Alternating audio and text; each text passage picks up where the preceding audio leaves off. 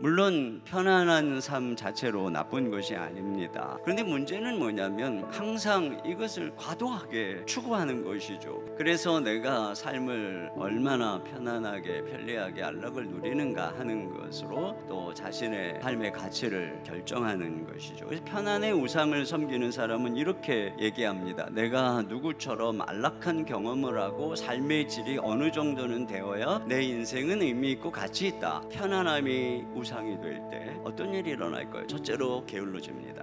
오스기니스가 이런 얘기를 했어요. 삶이 안전하고 호화롭고 최신 설비를 갖추게 되면 나태함이 가까이 찾아온다. 두 번째는 편안의 우상에 사로잡힌 사람은 스트레스가 그의 가장 싫어하는 악몽이라고 하는 것입니다. 편안의 우상을 섬기는 사람은 자기만의 안락한 삶, 그러니까 간섭 없는 사생활의 자유를 누릴 때 거기에 행복이 있다라고 느끼는 거예요. 그렇기 때문에 그가 가장 싫어하는 게 뭐냐? 요구받는 것입니다. 요구받는 거예요.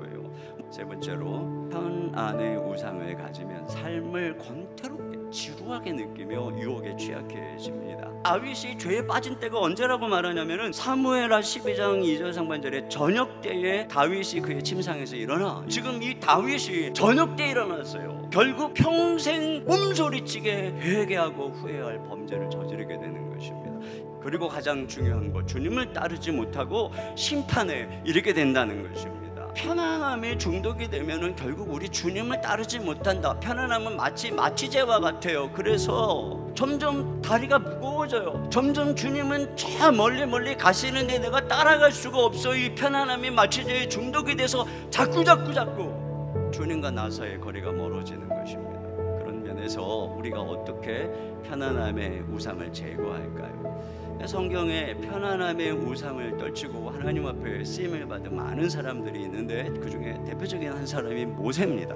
모세에 대해서 히브리서 이렇게 얘기를 하고 있어요. 히브리서 11장 24절입니다. 믿음으로 모세는 장성하여 바로의 공주의 아들이라 칭함받기를 거절하고. 네, 우리가 모세를 통해서 배울 수 있는 것들이 많죠. 히브리서에서 두 가지를 얘기하고 있습니다. 첫째로는 더 고상한 즐거움을 추구해야 한다는 것입니다. 25절입니다. 도리어 하나님의 백성과 함께 고난받기를 잠시 죄악의 낙을 눌리는 것보다 더 좋아하고. 네, 모세에게는 그것보다 더 좋아하는 즐거움이 있었다는 것입니다. 하나님의 백성과 함께 고난받는 것이 이 왕궁에서 죄악의 낙을 즐기는 것보다 더 좋다. 모세가 그걸 알았다는 거예요. 모세 안에는 하나님의 나라를 향한, 하나님을 향한, 그의 백성을 향한 고상한 즐거움, 평안, 이게 있었어요. 더 고상한 기쁨, 더 기쁜 그 사랑스러운 이 아름다운 영혼의 기쁨, 이것으로 이 세상이 주는 편안의 우상이 주는 낙이 얼마나 헛된 것인가 깨달아야 되는 거예요. 두 번째는 더 큰 가치를 쫓으라는 것입니다. 26절입니다. 그리스도를 위하여 받은 수모를 애굽의 모든 보화보다 더 큰 재물로 여겼으니 이는 상 주심을 바라봄이라. 네, 더 큰 재물로 여겼다는 것입니다. 그러니까 더 가치 있게 여겼다는 것이죠.